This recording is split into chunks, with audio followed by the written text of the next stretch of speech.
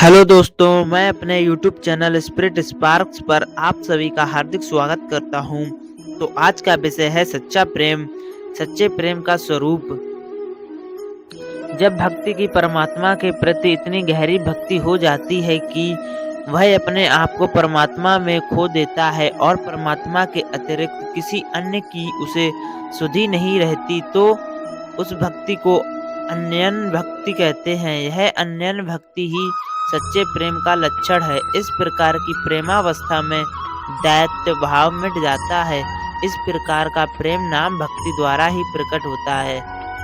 अन्यन भक्ति में लीन भक्ति 3 गुणों सत्व, रजत और तमस और 5 विकारों काम, क्रोध, लोभ, मोह और अहंकार से ऊपर उठकर सांसारिक बंधन से मुक्त हो जाता है।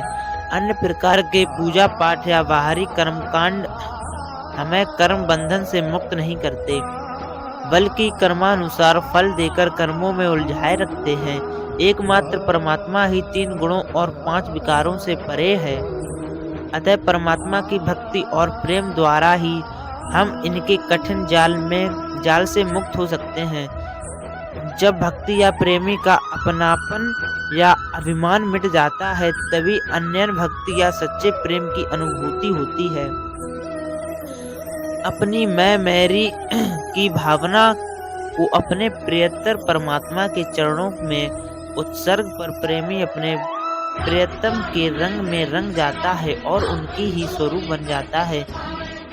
अग्नि भक्ति यहू नाही, जब लागे सत रज तम तीनों गुण, व्यापन है या माही, सोई अन अंतर करे हरिषु, अपमारक को आनय, काम क्रोध मद लोभ मोह की, पल पल पूजा ठाने,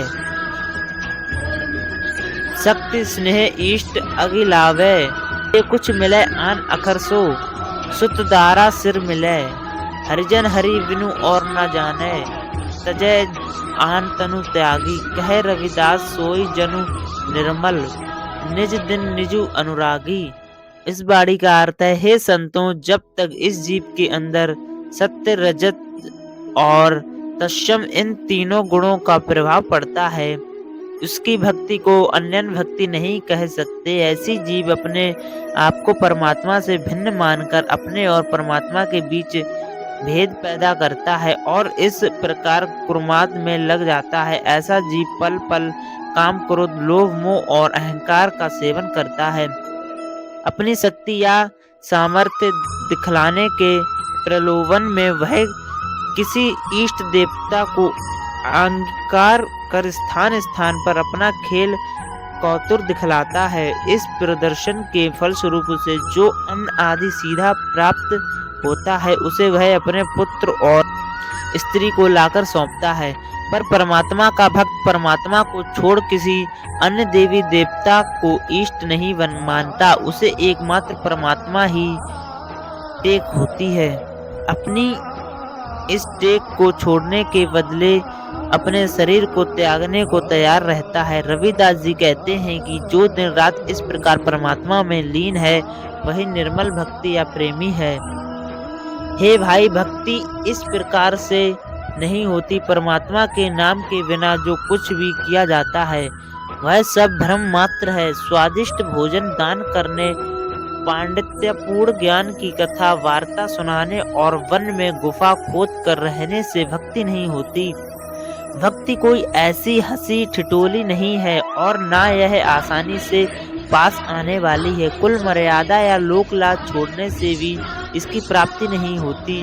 केवल इंद्रियों को रोक कर रखने, हठपूर्वक योग मुद्रा साधना और अपने भोजन को घटाने से भी भक्ति नहीं होती। ये सब कर्मों की विधियां हैं, जिनके करने से कर्मानुसार फल मिलता है, पर कर्मों से छुटकारा नहीं होता।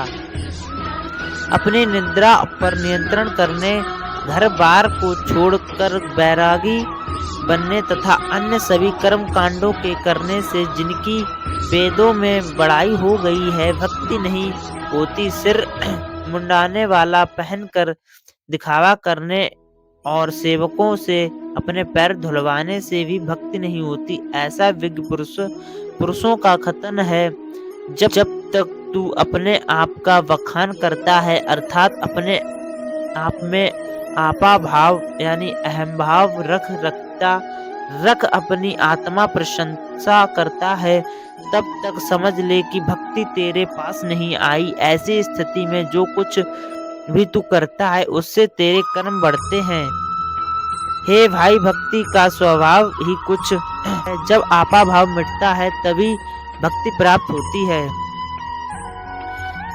तब अपने स्वरूप को खोकर तथा सभी सिद्धियों को त्याग कर भक्ति परमात्मा में मिल जाता है। रविदास जी कहते हैं, जब भक्ति के हृदय से सभी आशाएं दूर हो जाती हैं, तब भगवान उसके पास आ जाता है। तब आत्मा में स्थिरता या शांति आ जाती है और सभी सुखों का भंडार प्राप्त हो जाता है। अरे बाबरी, तू परमात्मा से प्रेम कर ले। तेरे साथ की सभी सहेलियां व्यास करके नहर का घर छोड़कर अपने पति परमात्मा के पास चली गईं, पर तूने अपनी सारी उम्र व्यर्थ के खेल खिलवाड़ में ही बिता दी और तेरे हृदय और चित्त के अंदर प्रयत्न के प्रति विश्वास ही नहीं उत्पन्न हुआ। जब तक तू मैं के अभिमान में पागल बनी फिरेगी, तब तक तू प्रयत्न के मन को नहीं भा सकती। अपने अपनेपन को मिटाकर मैं मेरी की भावना को दूर कर तथा घमंड को छोड़कर प्रयत्न के आगे अपने शरीर को अर्पित कर प्रयत्न के मन को वही प्रयत्न भाती है जिसके मन के अंदर अन्य किसी का ख्याल ना हो। और जब तक प्रयत्न का मन तेरी और आकर्षित नहीं होता, तेरा 16 प्रकार का श्रृंगार सांसारिक तड़क भड़क या शान शौकत व्यर्थ है। रविदास जी उसी को सच्ची प्रतिबद्धता के रूप में वर्णन करते हैं, जो तन मन से अपने प्रयत्न परमात्मा के रंग में रंग कर उनमें लीन हो गए हैं। तो दोस्तों, वीडियो अच्छी लगी हो तो वीडियो को लाइक एंड चैनल को सब्सक्राइब कर लेना और अपने सभी दोस्तों के साथ शेयर करना, क्योंकि ऐसी वीडियो हमारे चैनल पर रोजाना देखने को मिलेंगी सुबह 11 बजे। धन्यवाद जी।